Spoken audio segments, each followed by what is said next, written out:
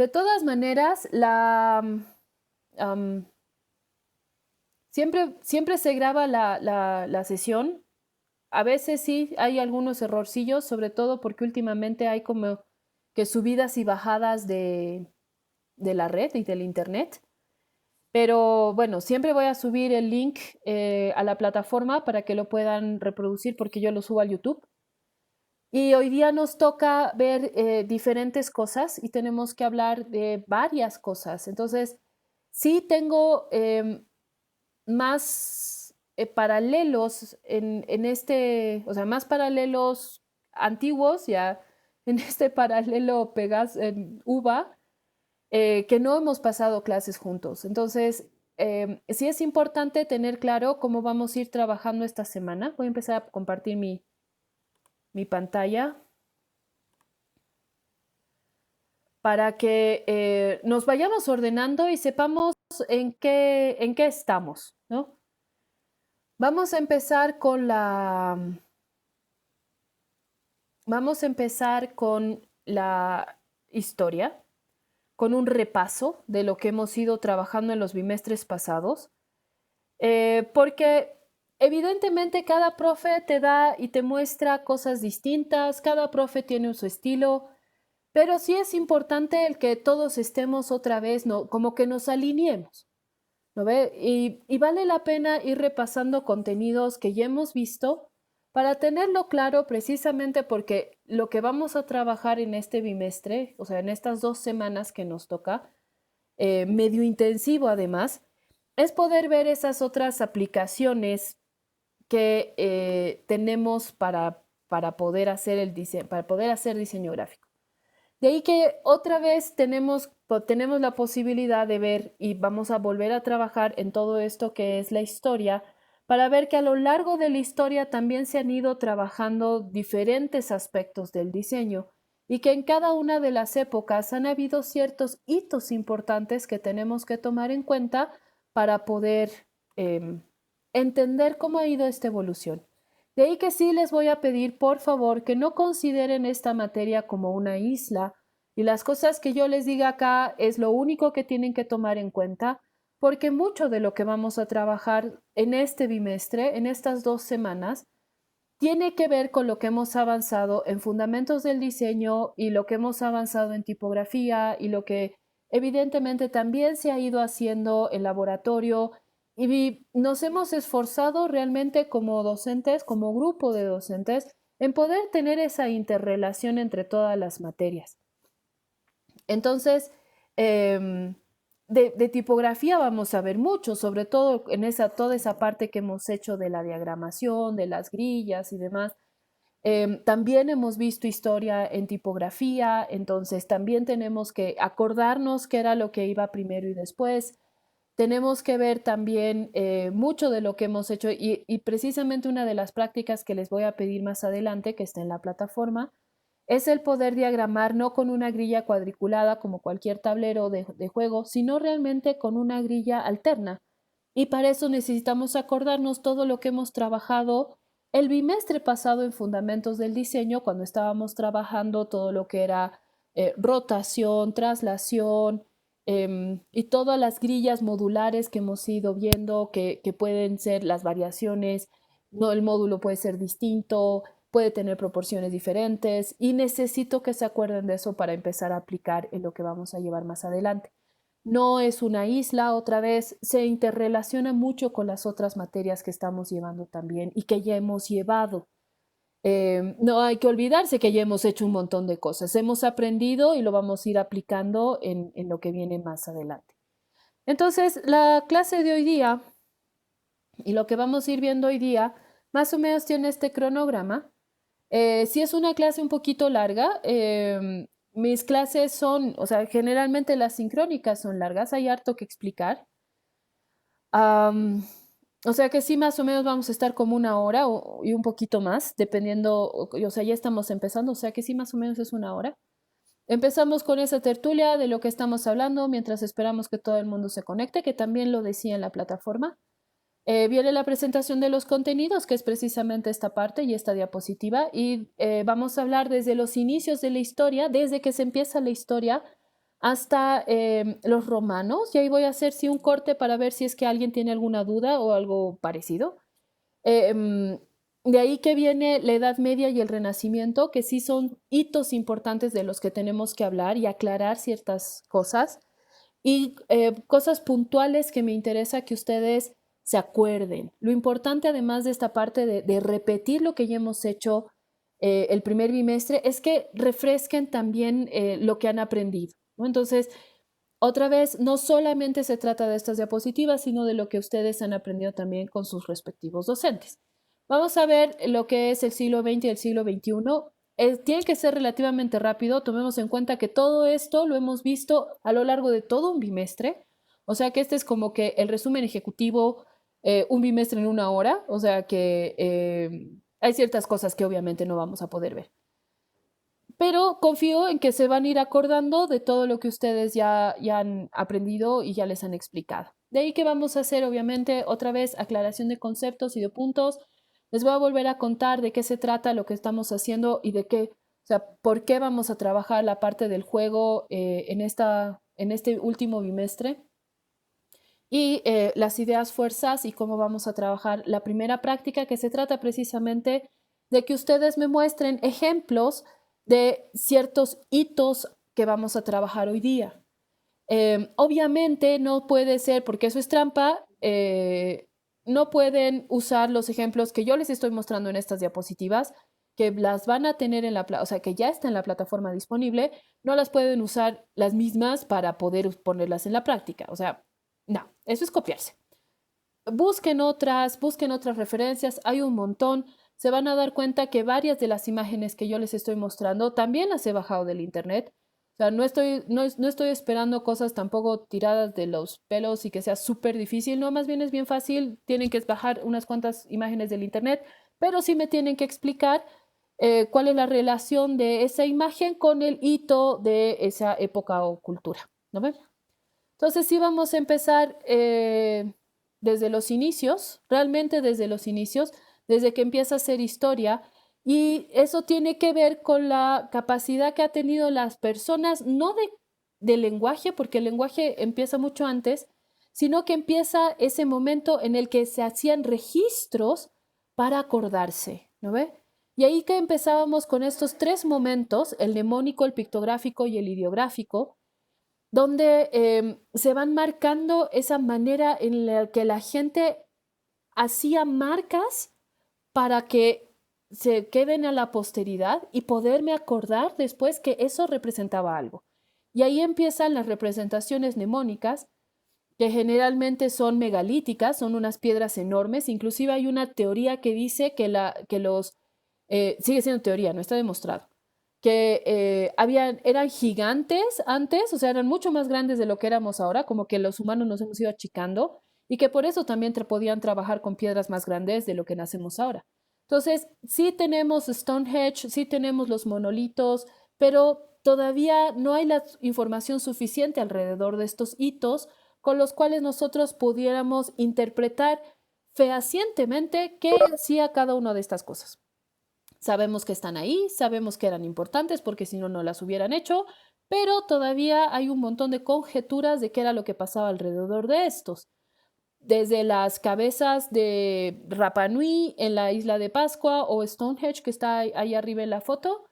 O sea, intuimos que tenían un sentido y que servían para eso, pero no estamos totalmente seguros. De ahí que vienen los pictogramas. Y ahí que sí, en esta parte de los pictogramas estamos hablando de la pintura rupestre, de todas estas representaciones que estamos encontrando en el Paleolítico Superior hace 40.000 años atrás, o sea, realmente hace mucho, mucho tiempo atrás, y donde se hacían representaciones de animales, se hacían representaciones de hombres, de personas, de manos, o sea, y cada uno de estos tenía un motivo y un sentido distinto. En esta parte de acá estamos viendo el búfalo de Altamira, que es uno de los más famosos, porque además la calidad gráfica con la que está realizado es espectacular. Pero también habían las manos así, bien tierra de osos, ¿no ves? Donde la gente ponía, cuando ya eras parte de la comunidad, ponías tu mano para poder estar ahí, así como bien de la película, sí, y es pintura rupestre, o sea que sí, también forma parte de lo que íbamos haciendo. Y de ahí que está, sí se hacía para poder acordarse, sí se hacía para poder contar la historia, sí se hacía para poder rememorar realmente lo que estábamos haciendo. Están también los petroglifos, que son representaciones en piedra. Lo voy a pasar súper rápido porque eso en teoría ya lo hemos visto. Que eran precisamente estos dibujitos que se hacían en las piedras con diferentes tipos de pigmentos, diferentes técnicas, calados en las piedras o se teñían con otras piedras, con los minerales, con otros cristales, y se iban marcando también las piedras y son evidencias que todavía se mantienen y han sobrevivido a lo largo del tiempo a pesar de las condiciones de erosión que se puedan tener como la lluvia y el viento que van desgastando precisamente las superficies, pero sí se quedan y sí las vemos. No las entendemos, pero sabemos que están ahí. Entonces, por último vienen los ideogramas. En esta última parte de los ideogramas nos interesa poder reconocer ese paso de la figuración, de lo figurativo que teníamos en los pictogramas, del dibujito que realmente podemos reconocer que es como la mano o el toro, a una idea, a una cosa abstracta, algo que no necesariamente es tan fácil de interpretar. Y de ahí que aparecen evidentemente estos otros símbolos con los que se representaban otro tipo de cosas, como en el caso de los jeroglíficos.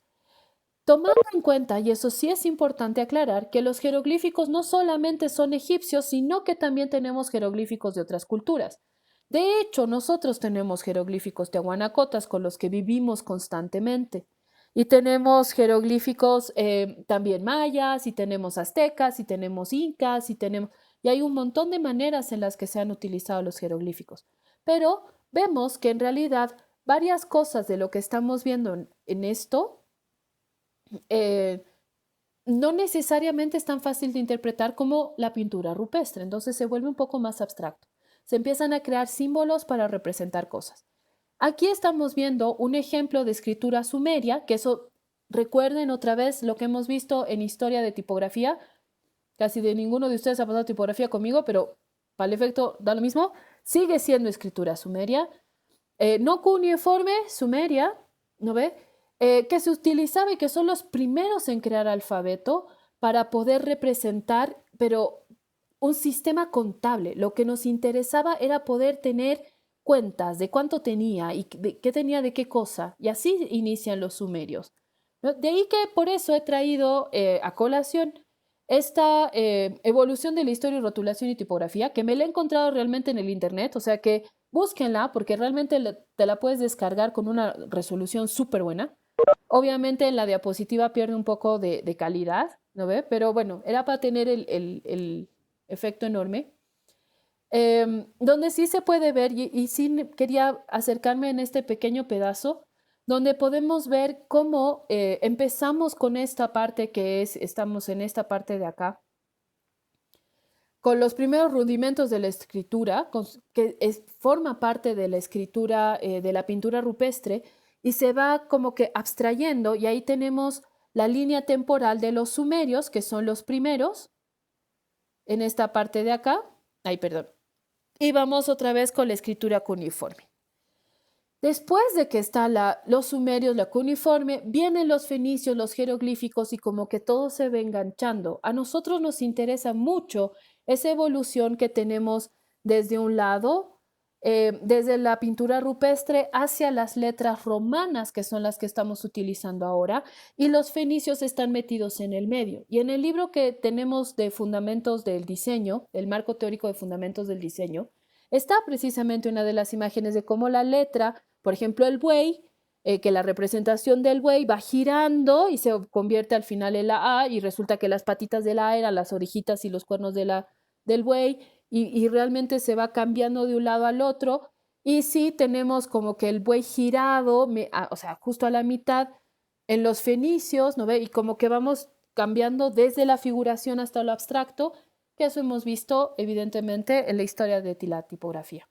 Pero simultáneamente, y eso es una de las cosas que me ha gustado mucho de esta línea temporal, es que puedes ver que mientras se estaba desarrollando todo esto con los fenicios y llegamos a las trajanas, que son las letras romanas que usamos ahora, simultáneamente se estaban desarrollando las letras orientales, que tienen una forma y un concepto totalmente distinto y propio. Y están aquí abajito, ¿no ve? Y ellos van desarrollando precisamente lo que llamábamos los logogramas, porque ya no son palabras, ya no son sílabas como las letras que sí se estaba trabajando con los fenicios, ya no es un alfabeto, sino es una representación de conceptos completos. De ahí que sí, la escritura asiática sobre todo son ideogramáticas y utilizan caracteres y símbolos para representar una idea, un concepto, y es muchísimo más complejo. Esta es una, no es la única, ¿no ve? Y no es la misma la escritura japonesa que la china o la coreana, y tenemos de representaciones de trazos inclusive distintos que significan cosas distintas. Entonces sí tenemos que tener claro que se empiezan a desarrollar junto con en el momento en el que aparecen los jeroglíficos en Egipto, pero tienen su evolución independiente de lo que fueron después las fenicias y las romanas, que después hemos visto en tipografía. De ahí que nos interesa en esta parte en Egipto, qué es lo que puntualmente dentro del diseño gráfico nos aporta Egipto. Y de ahí que sobre todo se trata de la combinación de varios tipos de representación, porque ellos utilizaban pictogramas, logogramas, o sea, toda la parte ideogramática, pero también tenían alfabeto. Entonces tenemos esa combinación de tres aspectos distintos que se nota en las representaciones de los jeroglíficos egipcios. Entonces, sí teníamos esa demostración en diferentes soportes, como en esta parte que está en piedra, donde los pajaritos en realidad no son pajaritos, son letras, pero también tenemos los ojos, que no son letras, que son logogramas. Entonces, y se va complejizando el sistema que ellos trabajaban. Y además, adicionalmente, utilizaban los pictogramas porque era como que realmente tenían un lenguaje bimedia, porque sí tenemos la imagen y tenemos el texto que acompaña y explica la imagen. Entonces, y esa parte del texto, entre comillas, tenía letras, pero también tenía símbolos que representaban conceptos. Entonces, realmente es súper complejo entender esta parte de los jeroglíficos y que se logra gracias al descubrimiento de la piedra roseta, ¿no? Entonces, el otro era un fresco, piedra, fresco, tejido, para poder ir entendiendo cómo se iba representando todo esto de los egipcios. No estamos analizando muy puntualmente. De ahí que llegamos a los romanos. Y a los romanos nos interesa no desde la caída del imperio egipcio, sino más o menos desde el 100, porque en el 100 después de Cristo ya nació Dios, ya estábamos en la era del cristianismo, ya estábamos en esa época, se desarrolla la industria del libro. O sea, realmente empieza el libro y ese concepto de libro que teníamos. Recordemos que antes tenemos la representación de, o sea, la información se guardaba en tablas de cerámica, realmente en tablas de cerámica, como las con las que baja Moisés del monte Sinaí, así con los mandamientos, así bien tabla, o en papiros, que es muy también de la parte oriental. Pero aquí los romanos empiezan a ese concepto de libro donde tenemos la posibilidad de tener, como en este, que es un códice, que tenemos ya la posibilidad de encuadernación, donde tenemos el abatimiento, tenemos un orden establecido, una jerarquía, título con letras grandes, texto, letras chiquitas, imagen, ¿no? Y en este sí se notan los márgenes, y eso es interesante porque los márgenes en realidad se incorporan muchísimo después como concepto, pero aquí sí tenemos ese espacio para no tener que escribir hasta el borde, ¿no ve? Y se trabaja mucho en madera. Entonces, además, los romanos de poder incorporar este concepto de libro, hacen aportes significativos al trabajo tipográfico y determinan las letras con las que estamos trabajando ahora y se llaman las mayúsculas cuadratas. Entonces, ¿qué son estas? Que empiezan precisamente talladas en piedra con estas colitas que tienen, ¿no ven? Las letras, las famosas serif, que ustedes que ya dominan toda la parte de la anatomía tipográfica, saben exactamente de cuáles estamos hablando, que son estas de acá, que son precisamente las terminaciones de las astas, que son los palos rectos que tienen las letras, no los curvos. Por eso la O no tiene nada, no tiene decoraciones finales, sino las rectas, ¿no ve? Las inclinadas como la B o las rectas, horizontales o verticales. Súper. Entonces, los romanos incorporan las serifas, la estructura, la forma, el tamaño, la proporción que iba a tener cada una de las letras.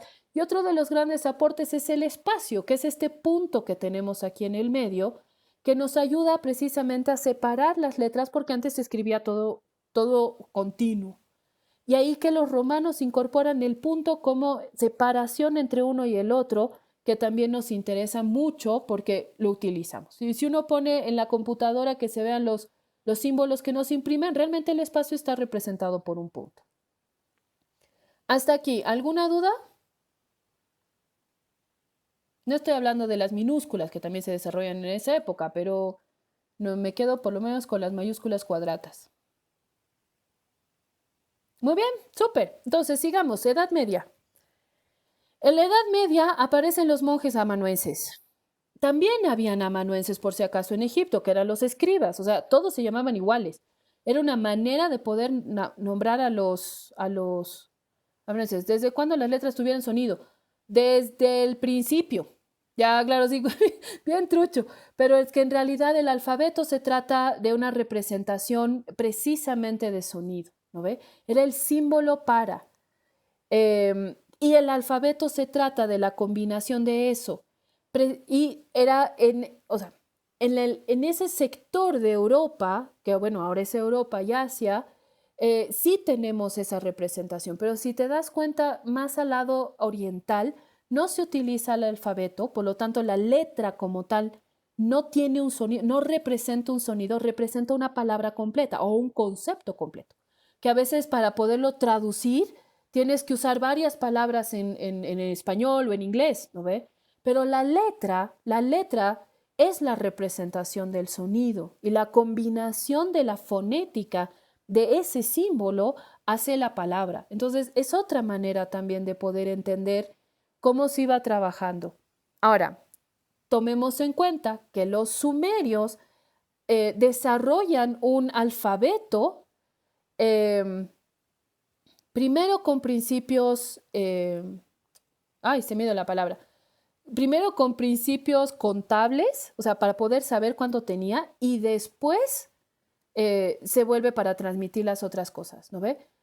Y, y es precisamente en ese momento en el que estamos como que en el fenicio, alrededor de los fenicios, donde se empiezan a incorporar los sonidos de las vocales, porque inicialmente solo se trabajaban consonantes.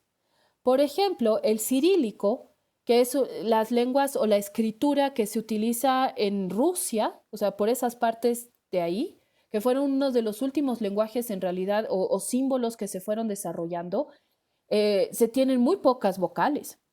Y la mayoría de los idiomas en Europa tienen una sucesión de consonantes muy larga que no tenemos en español, que tienen como 4 hasta 5 consonantes juntas. Nosotros tenemos hasta 3, ya así como 3 consonantes y ahí tiene que venir la vocal. ¿No? Pero también es cuestión del idioma y de la evolución del idioma. Pero la representación del alfabeto siempre ha sido fonético, o sea que desde que había alfabeto tenemos el sonido porque era la representación del sonido. Muy bien. Entonces, monjes amanuenses en la edad Media, estamos hablando de la época del oscurantismo, donde se consideraba que eras iluminado por Dios, por lo tanto el conocimiento era un don divino, no era algo que cualquiera podía tener, tenías que ser elegido y tenías que ser iluminado por Dios, y por eso se habla de los libros iluminados, porque venían de Dios, ¿no ve? Y todo el resto estaba oscura, si era ignorante, entonces no tenía acceso a la luz de Dios. Eso es al principio de la Edad Media.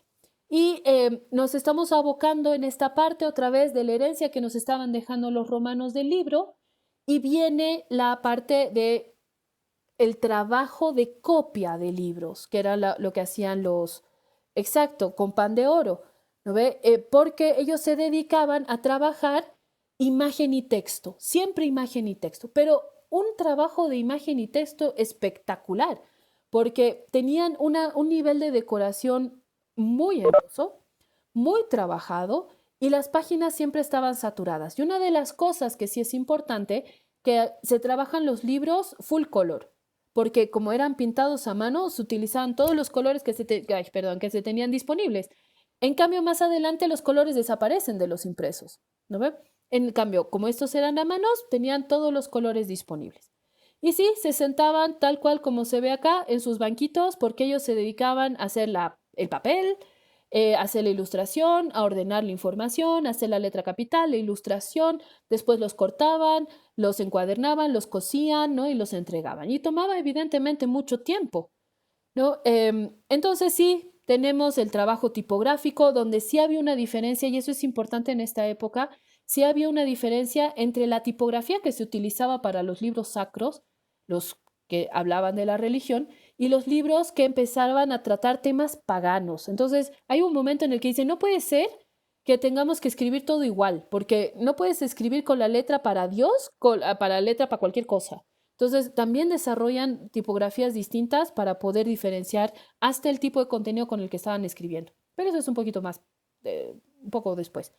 De ahí que sí tenemos las páginas muy saturadas, con gran decoración, dejan poco espacio libre. Aquí estamos viendo los cuadernillos que después iban a ser cosidos, ¿no? Y si se dan cuenta, tenemos diferentes tipografías también, con las que se iban a trabajar los diferentes tipos de contenidos, pero sí es importante la letra capital. Y tal como nos ha dicho nuestra compañera, el pan de oro, ¿no? Donde las decoraciones, además de la pintura que se hacía manualmente, tenía detalles de oro. No todos, pero sí algunos, ¿no ve? Entonces, no había margen, decorado, full color. Otro de los aportes es la escritura gótica, porque como tenían tantas cosas que copiar, la escritura gótica abreviaba los trazos, eran menos trazos que tenías que hacer por letra, entonces podías hacerlos más rápido. Y de ahí que si se dan cuenta es una letra bien condensada, bien apretada, que ocupaba menos espacio, o sea que yo podía escribir más cosas por página, entonces tenía menos páginas que escribir y menos páginas que preparar. Entonces, en realidad es una solución práctica a un problema muy práctico y no era así como, qué divertido, pintaremos diferente, ¿no ve? Entonces sí se va evolucionando de esa manera, o sea, va solucionando cierto tipo de problemas. Y de ahí que aparecen las letras góticas, que facilita mucho después lo que viene en el Renacimiento con la imprenta, ¿no ve? Porque lo que caracteriza precisamente la imprenta sigue siendo la historia del libro. Desde el 100 que aparece con los romanos, el libro marca sobre todo la evolución del diseño gráfico y todo se hace alrededor de la tipografía y del diseño editorial. Primero empezando con el libro, ¿no ve?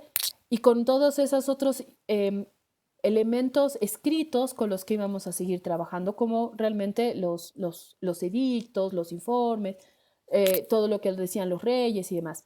En esta parte del Renacimiento hay un quiebre, ya hemos visto, hemos hablado de lo que era la iglesia ya no dominaba, la iglesia entra en crisis, ¿no ve? Deja de ser lo más importante, empieza la era del humanismo. En esta parte de acá estamos hablando de los libros impresos. Se rompe ese límite que se tenía, que solamente el conocimiento venía de Dios.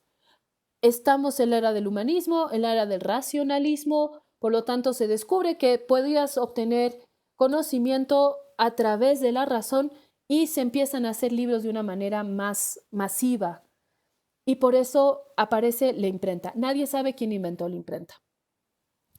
No fue Gutenberg. Gutenberg no inventa la imprenta ya existía. Entonces, inicialmente se imprimía en tablas de madera o cerámica, que los orientales también utilizaban la imprenta con las tablas de cerámica y se tallaban las tablas de cerámica. Entonces, las entintabas y le pegabas el papel encima como si fuera sello, ¿no ve? ¿Qué pasa acá? Y hay ciertas cosas que empiezan a aparecer, ¿no ve? Desaparecen los colores, o sea, era más difícil, tenías que pintar como que muchas tablas, muchas partes, entonces era más fácil hacerlo de un solo color. Empiezan a desaparecer los colores en los impresos y empiezan a aparecer esos espacios alrededor en la página, que son los márgenes, que los cuales se han dado cuenta que me ayuda más bien a concentrar la visual y poder entender mejor el contenido, ¿no? Entonces no se ocupaba tanto espacio, sino solamente el centro, aparece el margen. Empiezan a desaparecer. Se mantienen todavía en un principio las ilustraciones que se hacían a través de técnicas de grabado o litografías y que va cambiando el nombre dependiendo sobre qué tallabas. Si tallabas sobre madera, que son las xilografías, la litografía sobre piedras y los grabados sobre los metales, ¿no? Para poder imprimirlo.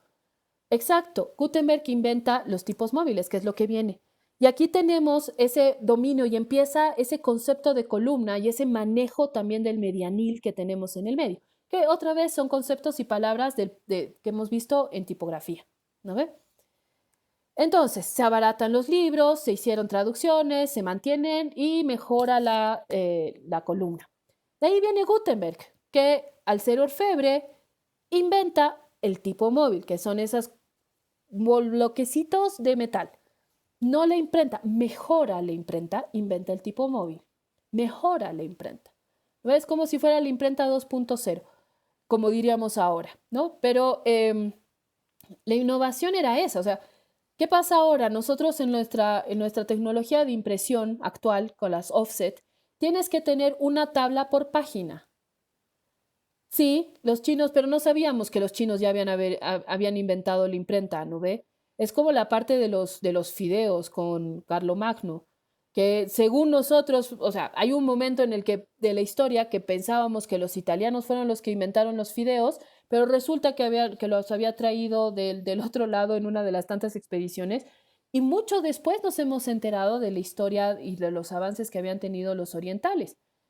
Em, entonces, sí hay ciertas cosas que aparecen simultáneamente en los dos lados, no solo en uno y se exporta, que sí también hay algunas cosas, sino que realmente aparece simultáneamente y se desarrolla mucho más en Europa que en la parte oriental. Y por eso tenemos, por ejemplo, los tipos móviles solo aparecieron, se implementaron, realmente los implementa Gutenberg. No tenemos tipos móviles en la parte oriental. Y bueno, y Latinoamérica estábamos todavía en otra, ¿no ve? Entonces, mientras Gutenberg inventaba la imprenta en Europa, aquí estábamos empezando el proceso de colonización. Pero hasta la Edad Media estábamos prácticamente de igual a igual con los europeos, ¿no ve? Con más o menos, o sea, ellos sí tenían caballos, ya nosotros no, pero igual teníamos armaduras, pero eran un tipo distinto de armaduras y cosas por el estilo. Ya hemos hablado de eso, no es el momento. Estamos viendo precisamente este aporte que hacen los tipos móviles para poder trabajar la reutilización del material, el poder tener material reciclado, reutilizable y poder hacer correcciones en el contenido a medida que vas cambiando.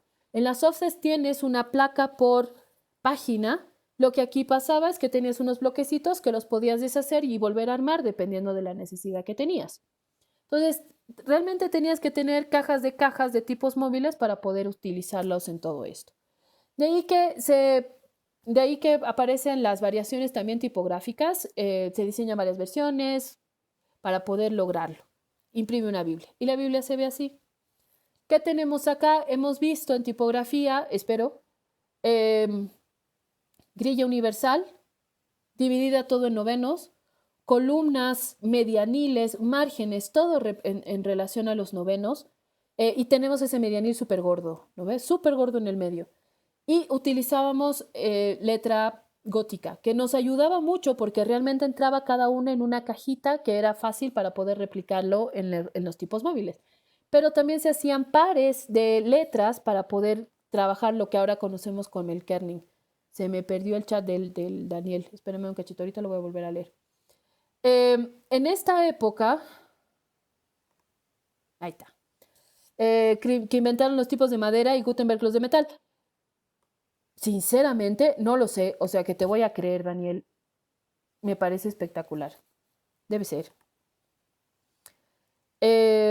Muy bien.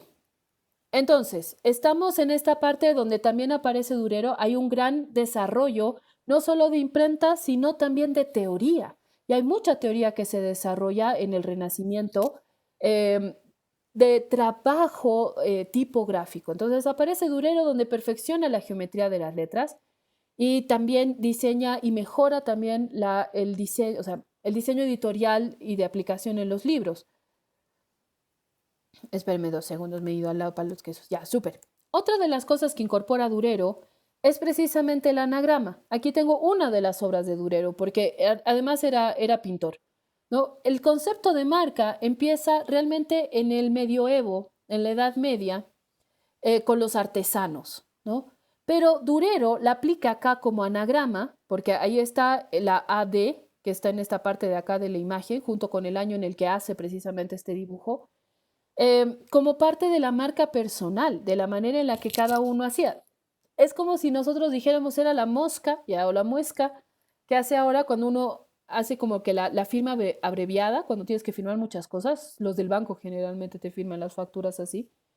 Y Durero incorpora el anagrama. Y en esta época, además de toda esa teoría que se estaba desarrollando, puliendo conceptos de tipografía, puliendo conceptos de diseño editorial, aparece como anagrama de identificador personal, además, ¿no ve? Está Garamond, donde desarrolla precisamente la tipografía Garamond, donde, como hemos visto en tipografía, se van enrectando los ejes, la barra de la E, por ejemplo, acá está totalmente horizontal. Estamos cambiando ya, empiezan las versiones de las romanas antiguas, esta es una romana de transición, y pasamos a la revolución industrial. ¿Dudas hasta dónde estamos yendo? ¿Vamos bien? ¿Voy muy rápido? En teoría se supone que ya hemos llevado todo esto, ¿no? Pero, ¿vamos bien?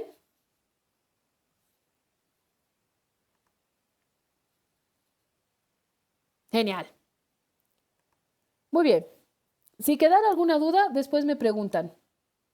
Entonces, estamos en la revolución industrial, ya en la primera revolución industrial, ¿no? Siglo XVIII, siglo XIX, donde aparece la máquina de vapor. Entonces, aparece el diseñador industrial. Y eso es importante, se fusiona en esta parte, es el primer concepto que estamos yendo con diseño, porque fusiona la parte de la artesanía, que era la utilidad, con la parte estética, que era lo bonito, que venía del arte. Entonces es arte y artesanía y el diseño se ocupa de hacer diseños bellos, pero útiles. Entonces, el arte hace diseños bellos, pero no siempre es útil. A veces simplemente la función del arte es contemplación. Es espectacular, te puedes perder mirando una escultura o mirando un cuadro, ¿no ve? Pero solo lo miras, no haces nada con él. En cambio, el diseño incorporaba precisamente la utilidad, que venía desde la artesanía y fusiona las dos cosas. De ahí que es esa parte técnico-artesanal con componentes científicos y teóricos, porque ya había en el Renacimiento desarrollo teórico de cómo se tenían que hacer las cosas y después se incorpora con todo lo que era la línea de producción para que en cada fase de lo que se iban a hacer ese objeto bello y hermoso, pero útil, venía el diseñador industrial diseñando cómo iba a ser el resultado. Aquí aparece también el concepto de calidad. Y tenemos los estándares de calidad. Ay, se me va el vocabulario de vez en cuando. Muy bien, entonces, en esta parte de acá ya estamos en la época del barroco, ¿no ve? Con todo lo que significa el barroco, con toda esa decoración, con todo ese montón de cositas. El barroco sigue con el rococó. Aquí tenemos el barroco mestizo, donde se van incorporando más y más cositas. Y la tipografía también se va desarrollando y se va llenando de florituras. Porque igual como todo se estaba llenando de cosas, las letras igual. Entonces aparecen nuevos estilos tipográficos. Entonces está John Baskerville, está Fournier, que además empieza a trabajar esos criterios de legibilidad que tenemos con la tipografía, ¿no ve? Con todo lo que hemos trabajado, kerning, tracking y demás, que bueno, no se llamaba aquí igual, pero parte de esta parte. Aparece Didot, que incorpora la medida de las letras, desarrolla esta otra tipografía con las serifas filiformes, con esos trazos súper gordos, con los súper flacos, ¿no ve? Como se ve en la M o como en la B, pero sobre todo regula las unidades de medida tipográficas, ¿no? Y aparece el punto de dot, en inglés, punto, ya de ahí viene, en relación a la pulgada, ¿no ven? Aparece Bodoni, que también nos desarrolla otro estilo tipográfico. Como ven, vamos como que incorporando cada vez más las variaciones tipográficas y los estilos tipográficos, como que todo estaba floreciendo y era cada vez más entretenido. Pero algo importante, y esto se da sobre todo en el siglo XIX, no tanto en el siglo XVIII, es la publicidad. Aparece el criterio publicitario. Aparecen un montón de objetos que se estaban haciendo precisamente a través del diseño, no solamente diseño como diseño gráfico, comunicación, pero también había diseño industrial para la producción de objetos, había diseño de modas, había diseño, aparece esta otra parte del diseño porque había un montón de objetos y había que decirle a la gente, hola, hello, existo, aquí estoy, y viene la publicidad.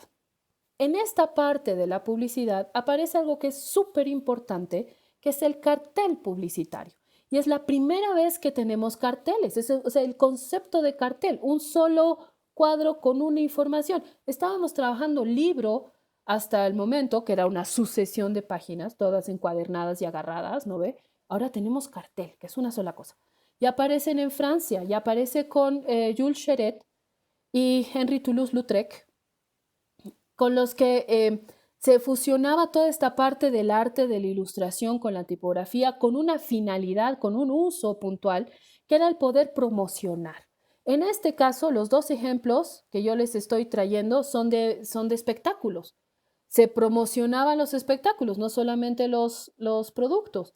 ¿No ve? Y estamos empezando en esa parte. Espérenme, voy a leer el chat. En cuanto, Daniel, al parecer, en cuanto a los chinos, sí, Bicheng inventó los tipos móviles en madera y en esa base para los artesanos en el reino de Kioto. Ya, muy bien. Claro, el juicio de los tipos móviles de espectacular. Genial. Muy bien, gracias, Dana, para poder complementar esa cosa. Importante saber que realmente tenemos una gran influencia desde el otro lado y que sí fueron primero los orientales los que desarrollaron los tipos móviles de madera y después los metálicos. Me parece espectacular. Muchas gracias por la información.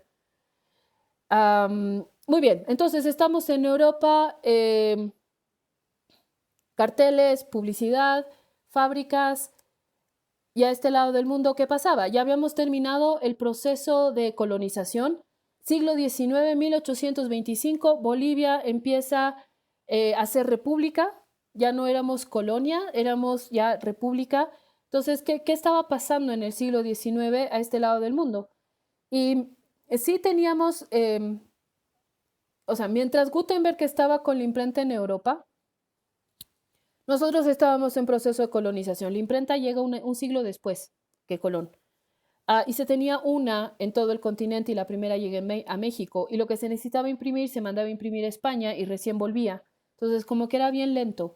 Pero sí teníamos, y van como que apareciendo puntualmente más imprentas a lo largo del continente. Sí se tenía una en Lima, cuando todavía éramos parte de lo mismo, ¿no ve? Pero bueno, teníamos todavía ciertas cosas. Y sí había una comunicación bien lenta, o sea que todo lo que se avanzaba tanto en el Oriente como en Europa llegaba con muchos meses y años de retraso. Todavía en los estilos, por ejemplo, que vamos a ver en el siglo XX, llegaban a Latinoamérica con 20 o 30 años después, no contemporáneos. Ahora más bien esa brecha como que se ha ido retrocediendo. Se seguía trabajando con todo lo que era ilustraciones, representaciones de lo que se veía a este lado del mundo hacia el otro, ¿no ve? Pero como todavía no teníamos imprenta, se seguía trabajando mucho lo que era el manuscrito. Y como ven, estábamos ya siglo XIX, pero se seguía cumpliendo los criterios de manuscrito que se tenía en la Edad Media, con la página saturada. Bueno, sí se tenía la línea base que incorporan los romanos, pero la página está totalmente saturada. O sea, tenía que llenar con todo mi página, con lo que escribía, ¿no? Tenía que hacer que funcione, que sea, no sé, para que cunda. Que me recuerdo a mi papá esa palabra. Y en realidad, si nosotros nos acordamos cómo nos han enseñado a escribir en el colegio, tenías que respetar el margen. Además que las hojas de los márgenes venían en rojo, así para que no te pases, ¿no ve? Pero no, bueno, aquí no. No, eran páginas libres. De ahí que aparece, que es algo muy importante porque tiene un papel importantísimo en la organización de las revoluciones, que eran los pasquines. No eran periódicos, eran pasquines, donde se hacían, como ven, bueno, esta es la tapa de un libro, pero el pasquín está ahí, es la imagen en el medio. Y se hacía a mano, se escribían a mano, se ilustraban a mano, entonces, como ven, tampoco eran las mejores ilustraciones de la vida, porque se hacían rápidamente para poder organizar y poder difundir ciertas noticias que no se podía hacer a niveles oficiales porque no habían medios de difusión abiertos para cualquiera. Entonces, los pasquines era una forma en la que como si te pasaras notitas en el colegio, así como bien por debajo. eh, Más o menos ese fue el papel que jugaron los pasquines. Fueron muy importantes. Se colgaban en los postes y toda la gente se empezaba a enterar de las cosas. 1825 estábamos ya empezando República, tenemos el primer periódico en Bolivia, El Cóndor, impulsado, sí, por el Mariscal de Sucre, con la idea de que el gobierno, el Estado, tenga la oportunidad de difundir información. ¿Dónde lo hace? Realmente en una imprenta que incauta de los militares, porque los militares tenían imprenta, no el Estado, y le quita la imprenta para poder hacer el periódico. Pero no era un periódico como el que tenemos ahora, que tenía una temporalidad constante, sino que realmente los números salían como que bien espaciados. Creo que el segundo número sale como 3 meses después, pero bueno, va por ahí. ¿Qué estamos viendo? Hablemos de diseño editorial y cuáles eran los conceptos de diseño editorial que se tenían en ese momento. Sí se tiene columnas, tenemos, si se fijan, medianiles muy chiquitas, pero ya estamos usando el corondel, que es la raya que está justo en el medio de las columnas. Sí se tiene márgenes, porque eso también es parte de la manera en la que se está utilizando los tipos móviles. Hay que apretar los tipos móviles para que no se muevan y le puedas pasar el papel por encima. Entonces, los márgenes también son una solución mecánica, no necesariamente estética, ¿no ve? Pero teníamos en esos conceptos. También habían revistas, ya teníamos, empezaron en el siglo XIX ya el concepto de revista, no solamente teníamos periódicos, sino también revistas, y esta, en este caso, es una de las revistas con una sátira, ¿no? En los periódicos sí es importante precisamente la manera en la que se iban haciendo los anuncios en Bolivia, todo esto es Bolivia, del libro de lenguajes gráficos de Bolivia, del editorial Simón y Patiño. Si tienen la oportunidad de verlo, es un libro espectacular de 3 tomos negros así de lujo, bien bonitos. Cuando volvamos lo vamos a poder ver también en la biblioteca del instituto. Entonces, ¿qué era lo importante? Y sí quiero que vean este anuncio porque parte de lo que sí necesitaban hacer las imprentas era poder demostrar su capacidad tipográfica, no solamente la manera en la que, o sea, las cosas que te podían imprimir, sino la tipografía y la capacidad tipográfica que tenían, porque eso era invertir en tu imprenta, ¿no ves? O sea, tenías que comprarte las letras de diferentes tamaños, de diferentes estilos, entonces era como antiguamente comprarse una enciclopedia, ¿no ves? O sea, no todas las familias tenían enciclopedia, eran carísimas las enciclopedias. Después apareció la Encarta en un CD y todo el mundo tenía. Y ahora ya nadie tiene nada de eso, todo el mundo usa Wikipedia. Entonces, en esta parte, ¿qué es importante entender de esto? Uno, que sí había que tener inversión en esas cosas, que sí teníamos que tener estilos tipográficos distintos. Y segundo, que si ya te estaban imprimiendo partes de matrimonio, era que la imprenta se había vuelto no un uso, no algo de élite, sino del día a día. ¿No ve? Para eso viene precisamente a colación esto que es una estampita fúnebre, ¿no ve? De recordatorio donde te están avisando y se vuelve realmente el consumo de los productos impresos algo del día a día, totalmente normal, ¿no? Siglo XIX. Y bueno, ya pasamos al siglo XX, ya con un dominio total de lo que es el diseño editorial. Sí teníamos anuncios, pero todavía seguían como en la parte inicial de lo que eran los anuncios publicitarios, que era, hola, existo, soy producto, y nada más. Después evoluciona, sobre todo en el siglo XX, evoluciona mucho más lo que es la publicidad. Y ahí tenemos esta revolución tecnológica informática en el siglo XX y está caracterizado por la sociedad de la información. Entonces, la primera mitad del siglo XX se redescubre el código binario, se desarrolla la teoría de los sistemas, la teoría matemática de la información se mide. Ahora, información que no se mide no existe. ¿Qué quiere decir eso?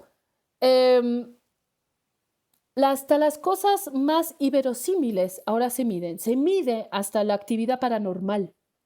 Y se ha demostrado que existe actividad paranormal, que no es que si crees o no crees en los fantasmas, se ha demostrado científicamente que hay variaciones en el ambiente cuando hay actividad paranormal. respecto a ciertos instrumentos, además, ¿no ve? Entonces, se mide. Y la fe se mide, ¿no ve? No se mide con un instrumento y una escala, no es que te paras y te miden qué fe tienes, sino que la mides cualitativamente. Entonces, se mide, todo se mide. Y lo que no se mide, no existe. A eso hemos llegado. Y de ahí que en la década de los 30 aparece la primera computadora. ¿Qué quiere decir computadora? Una máquina que computaba. La primera máquina que computaba era una calculadora, o sea que ahora le llamamos calculadora, porque podía resolver ecuaciones de 14 incógnitas. Entonces, ¿de qué se trataban estas máquinas que computaban? Tú le metías información y sacabas datos, ¿no? Y sacabas resultados. Tal cual como pones en la calculadora, apretas igual y te sale el resultado. 30. Periodo entre guerras, ¿no ve? De ahí que hay una obsesión por obtener más y más información, hay más desarrollo teórico, hay más desarrollo de objetos, ¿no ve? Y las guerras impulsan precisamente las tecnologías de información y comunicación. La radio, por ejemplo, fue clave en las guerras. Se mejora, aparece el cine, aparece la televisión, mucho después, obviamente. Aparece precisamente y se mejora el teléfono y la radio está como que parte de esta tercera revolución industrial que es la revolución de las TICs. Estamos como en la cuarta. Entonces, la primera mitad del siglo XX aparece esta explosión de estilos artísticos con todos los ismos y las vanguardias, el expresionismo, el impresionismo, el cubismo, todos los ismos que en algún momento hemos podido ver. Y hay un mayor uso de la publicidad y la propaganda. Por ejemplo, la propaganda juega un papel importantísimo en todo lo que era la guerra. En la Segunda Guerra Mundial, eh, los discursos propagandísticos de los nazis son espectaculares, todavía se estudian de ese poder de convencimiento que tenían y cómo hacían realmente esos discursos con un fin pésimo, sí, evidentemente, pero hechos con una maestría espectacular que vale la pena aprender. Y va precisamente en Estados Unidos también el ejército utiliza mucho de la propaganda para poder enlistar a la gente para las guerras, no solo esta guerra, sino la guerra de Vietnam que viene después. Propaganda, ¿no ve? Y de ahí que el diseño se hace visible también en la música y hay una influencia entre las artes así espectacular y también en la producción de objetos. Y de ahí que sí les he traído como este mix que tiene de todo un poquito, sobre todo de la segunda mitad del siglo XX, porque siento, no sé, que cuando dicen historia del arte, uno se queda como que las vanguardias es la primera mitad del siglo XX, como si en la segunda mitad no hubiera pasado nada. Entonces, a ver, tenemos en esta esquina de aquí arriba donde está ese recuadro rojo, eso es psicodelia, bien de los 70s, es la época donde todo el mundo andaba drogado, de todos los hippies. Tenemos las latas de Campbell, que es pop art, que es finales de los 50, o sea, 50, 60. Está metido en el medio esto que es del American Horror History, que sí es una serie que la han hecho en este siglo, pero tiene un estilo, y de ahí que se llama vintage o retro, y ahí vamos a ver las diferencias, porque es Art Deco, que eso es principio del siglo XIX. En la parte de abajo, donde está la bandera de Inglaterra con la reina eh, y el collage, eso es punk, que es bien de los 70s, principios de los 80, con todo, o sea, con todo el movimiento punk y todo lo que eso significaba, que tiene todavía esos dejos de lo que era el dadaísmo, de esa irreverencia, de esa no estructura, y es la portada de uno de los discos de Six Pistols. Y tengo estos dos que sí me parece importante y que no hay que olvidarlos, que bueno, viene todavía con todo lo que es el manga, pero no he puesto imágenes de manga, lo que es el cómic americano, el cómic europeo y viene el cómic oriental, que es todo manga, ¿no ve? El manga tiene una historia milenaria, en cambio el cómic oriental y el cómic europeo son más del siglo XX, donde se van trabajando criterios también distintos. En el cómic americano tenemos algo que es muy anatómico y se trabaja mucho la musculatura con colores claves que además hacía referencia a la bandera de Estados Unidos y era parte de todo el movimiento del pop art con los colores básicos de imprenta y todo ese puntillismo con el que se trabajaba, muy de imprenta. ¿No ve? Y tenemos este otro lado que está Tintín, que era todo eso Wonder Woman, y tenemos esta parte que es Tintín, que es cómic europeo, donde los trazos son un poco más simples, sí se están trabajando no tan anatómicamente, no tan de musculatura, sino más bien de historia, de trazos un poco más redondeados, ¿no ve? Con otra cromática para poder trabajar todo lo que es el cómic europeo, que funciona de una manera distinta con unos códigos totalmente distintos. ¿No ve? En el siglo XX también se empiezan a desarrollar todo lo que son las grillas que hemos visto en tipografía. Esta es una grilla modular, pero es la conjunción de todas las grillas de filas y columnas y se elabora mucho todo lo que son las grillas tipográficas y las grillas editoriales, sobre todo después de la segunda mitad del siglo XX. A finales del siglo XX, ya en los 80, aparece la computadora personal porque se desarrollan los microprocesadores. Se empieza a achicar todo. Mientras tanto que las computadoras están desde principios del siglo XX, se va desarrollando a lo largo de todo el siglo las computadoras. Están en el lanzamiento, estamos otra vez lanzamiento al espacio, que fue ayer y antes de ayer. Pero estamos en la década de los 60, donde ya había computadoras, pero los procesadores eran dos roperos gigantescos. Y aquí se van desarrollando precisamente los microprocesadores con la capacidad de que actualmente tenemos computadoras poderosísimas que entran en la palma de tu mano, que son precisamente nuestros teléfonos. Entonces, junto con la aparición de la computadora personal, aparece el Internet. El Internet se empieza a desarrollar desde la década de los 70, pero era una tecnología que se trabajaba entre científicos y militares. Y después se va extendiendo la red del Internet para poder conectar mayor cantidad de servidores. Pero aparece casi simultáneamente que la computadora personal. Y de ahí que eso cambia radicalmente la manera en la que hacemos diseño porque aparece el diseño digital.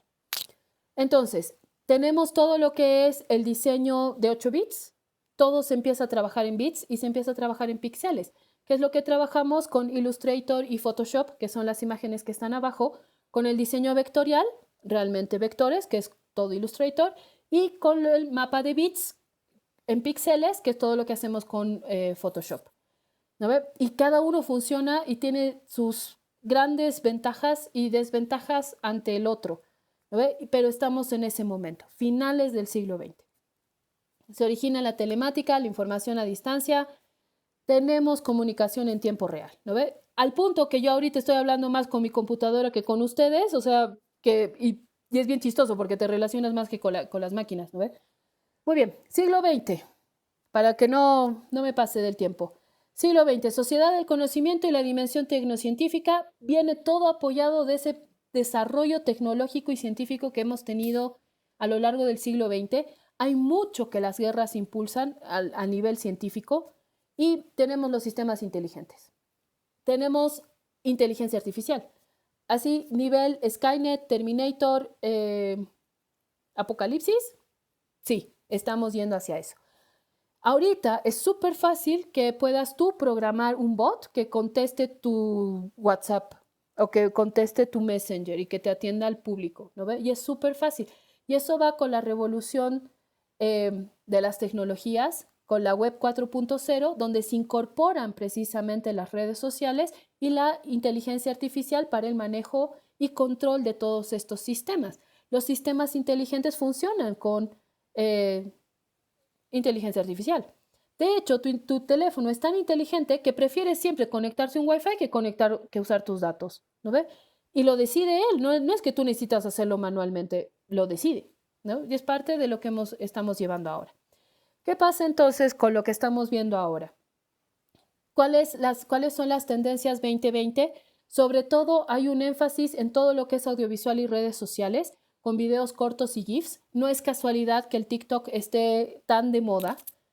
Han salido artículos de cómo los diseñadores gráficos deberían realmente tener TikTok, no para hacer solamente coreografías, sino que en el TikTok puedes encontrar un montón de contenidos adicionales, no solamente bloopers y coreografías. Y sí se está volviendo una herramienta adicional, ¿no ve? Se trabaja mucho la tridimensión, se controla muchísimo mejor el efecto intencionado que van a tener la combinación de los colores y la tipografía, ¿no? Y vamos por este lado. Entonces, hay un efecto monocromático, se están trabajando paletas sobre todo monocromáticas, donde estás viendo todos esos degradados de combinación de colores.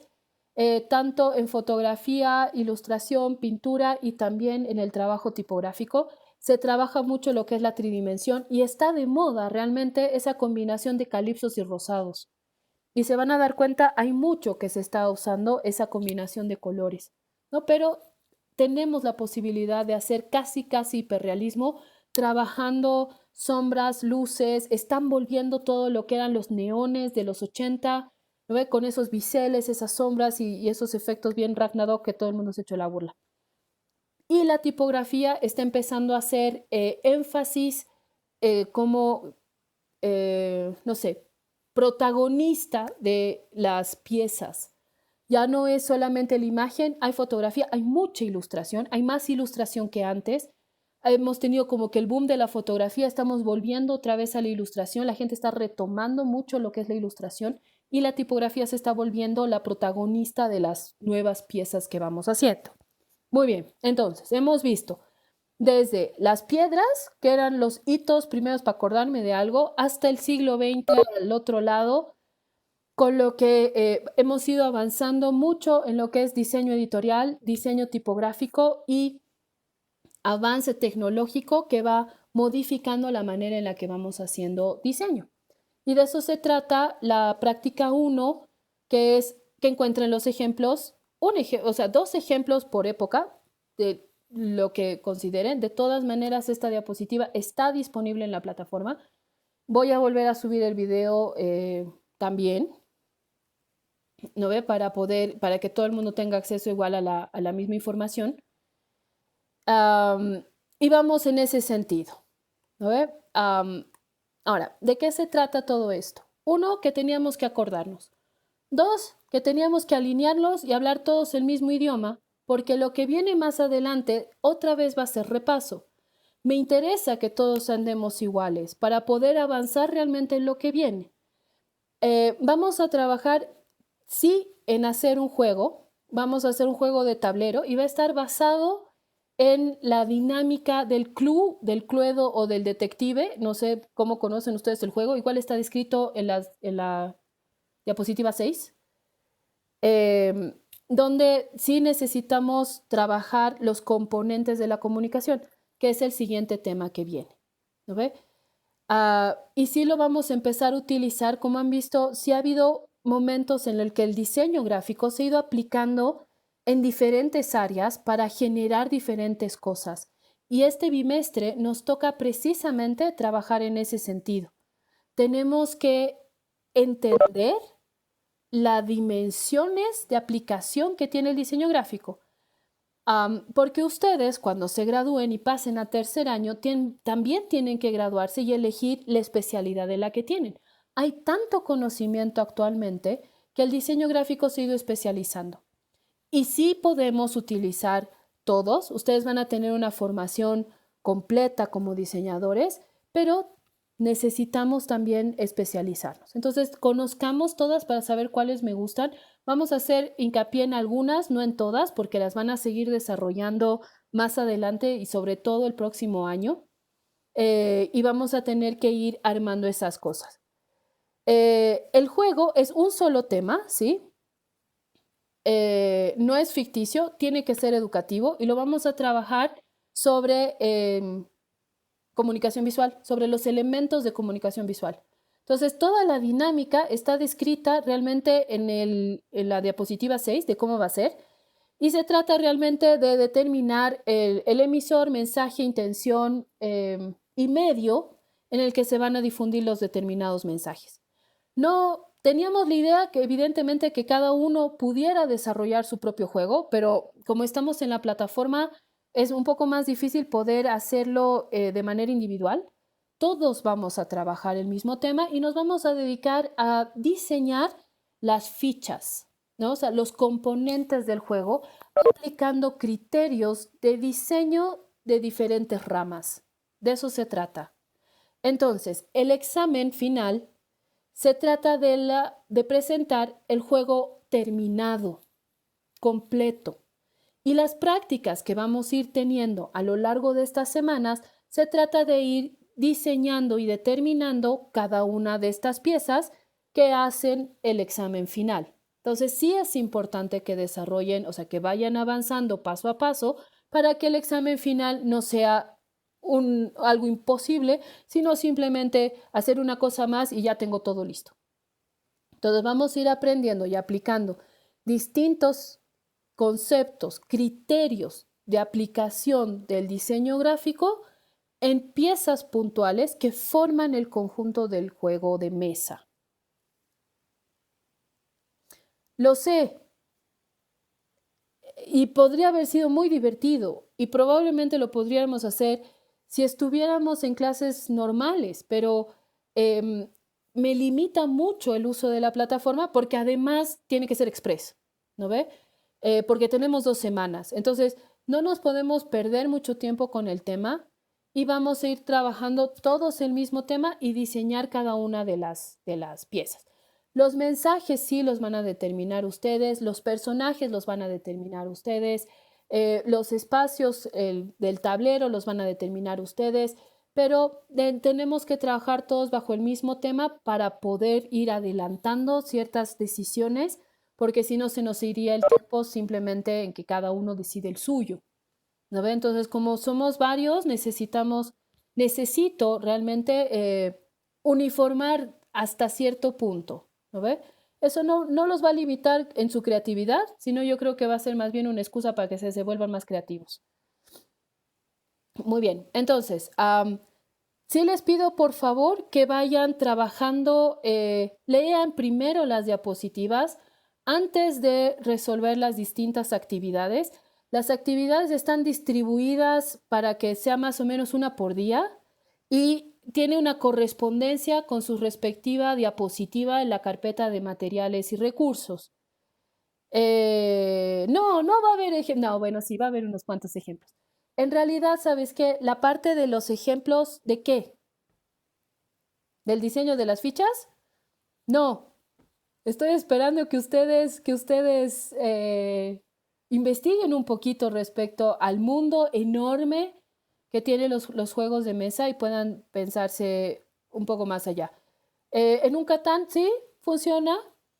Te da la posibilidad de armarlo de diferentes maneras. O sea, a medida que uno conoce más, también puede tener mayor variación. Entonces, si solo conoces el tablero de Monopoly, o sea, qué aburrido, probablemente no se te ocurra nada más. Pero, por ejemplo, si hablamos solamente del dado, ya no hay dados solo de 6 lados, hay lados de 18, de 21, de 24, de 48, y que depende precisamente del juego para ver qué cantidad de lados tiene tu dado. Y llega a tal punto que, por ejemplo, hay juegos de mesa que ha diseñado Lego, en el que el dado de 6 lados tú le podías alterar las caras, ¿no ves? Y podías hacer que sean como que caras especiales, bien divertido. Solo del dado. Entonces tenemos un mundo todavía por decidir, pero entonces que ya estén tomadas las decisiones que en realidad son la excusa, ¿no ve? Me interesa el diseño y la aplicación de los conceptos de cada una de las áreas para poder aplicarlo en un diseño específico, en un contexto claro. De eso se trata, ¿no ve? Otra vez, la dinámica completa y las partes del juego están explicadas en la diapositiva 6, donde habla sobre la dinámica del juego completa, porque ya estamos pasando a la segunda semana, donde nos vamos a dedicar a diseñar mayores lugares. Pero, por ejemplo, la siguiente, como el cacho, exacto, ¿no ve? Que también es, o sea, es otra forma de usar el dado. Y en el juego de la vida, por ejemplo, no tienes dado, tienes una ruleta para avanzar casillas, ¿no? O sea, no sé, ahí estoy esperando que ustedes me sorprendan, pero ciertos lineamientos tenemos que tener todos juntos iguales.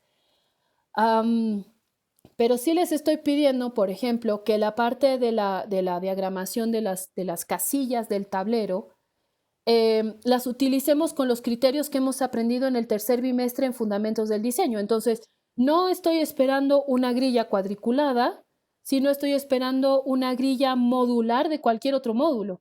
De ahí que el Catán en realidad se basa en hexágonos, ¿o me equivoco, Milenka?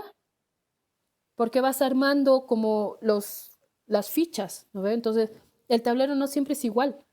Y eso también funciona. Hemos visto rotación, traslación, gradación y funciona. Entonces, experimenten un poquito. El tema va a ser que va a ser comunicación visual, pero tenemos mucho en qué variar más adelante. Entonces, nos divertiremos más bien diseñando esas otras locuras y no necesariamente en el tema que al final es simplemente una excusa. Ya, claro, o sea, Warhammer ni siquiera, o sea, claro, es otro tipo de juego, ¿no? Eso es más juego de rol.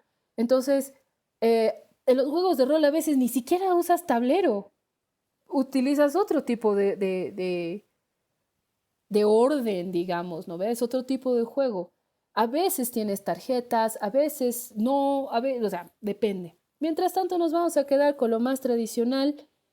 Em, en el caso de los juegos de rol, a veces solo usas dados, ¿no ve? Y el que domina, o sea, y el que cuenta en el juego de rol va decidiendo qué acciones se pueden tomar o qué no.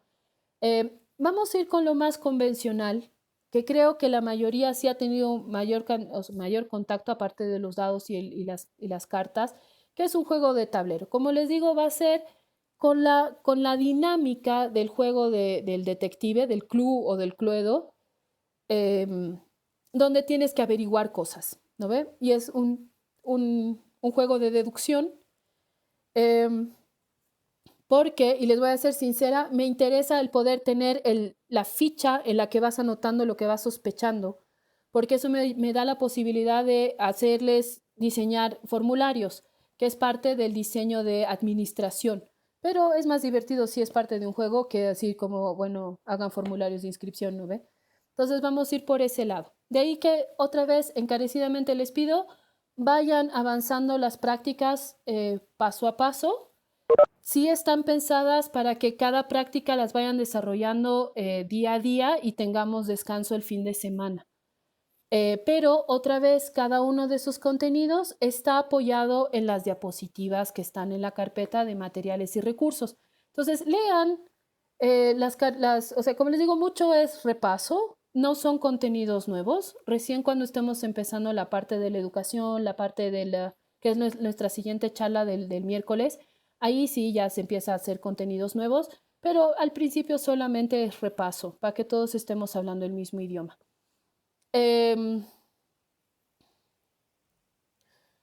Sí y no. En realidad, la clasificación de los juegos va por otro lado, ¿no ve?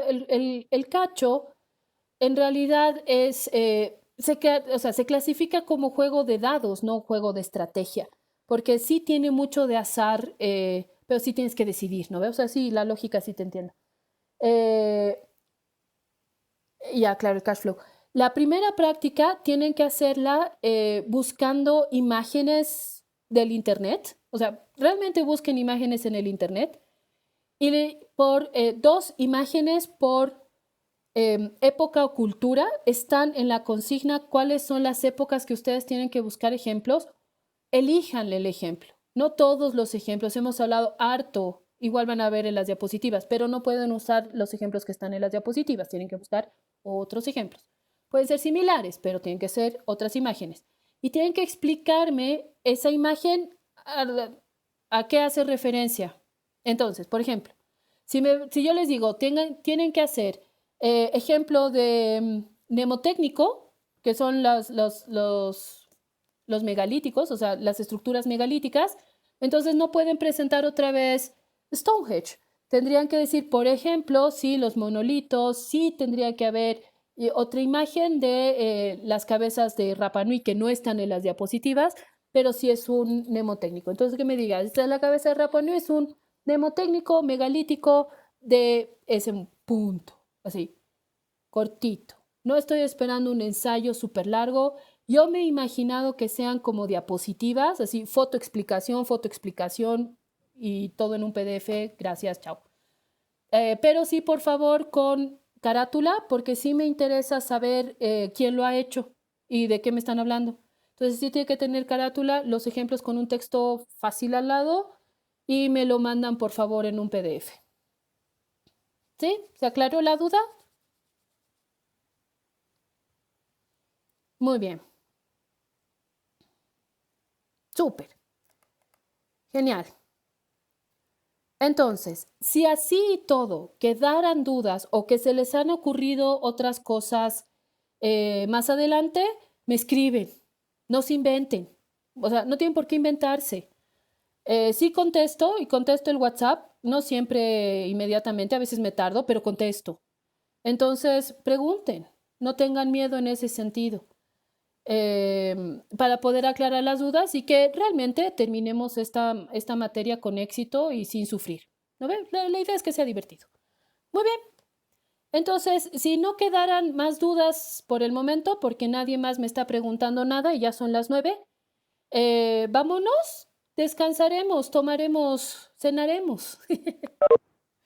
Y nos vemos la próxima clase sincrónica que va a ser el miércoles, igual a las 7:30. ¿Sí? Muy bien. Genial. Nos vemos entonces, que les vaya muy bien. Cualquier cosa me escriben. Chao, chao.